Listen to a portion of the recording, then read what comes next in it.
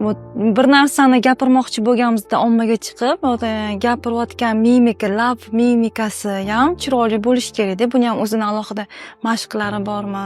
O'zi aslida-chi, bilasizmi, eng zo'ri nima? Eng zo'ri tabiiylik. Eng zo'ri samimiylik. Unga yetadigani yo'q. Lab mimikalari bilan ishlashda ham oynaga qarab gapirishingizni men tavsiya qilaman. Siz bitta oynaga qarab nutq so'zlab ko'ring, o'zingizni ko'rasiz. Mimikalaringiz qanday ishlayapti? Qaysi gapda, qaysi joyda qoshingiz uchayapti? Qaysi joyda labingiz titrayapti? Qaysi joyda tabassum bor, qaysi joyda yo'q? Qaysi joyda o'ylanib qolyapsiz? Yoki bo'lmasa qo'l harakatlaringiz qanday amalga oshirilyapti? Bu sizga mosmi, mos emasmi? Fikrlaringiz bilan uyg'unmi, uyg'un emasmi?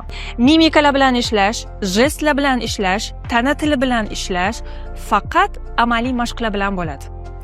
Va ko'zguga qarab ishlash bilan zo'r bo'ladi.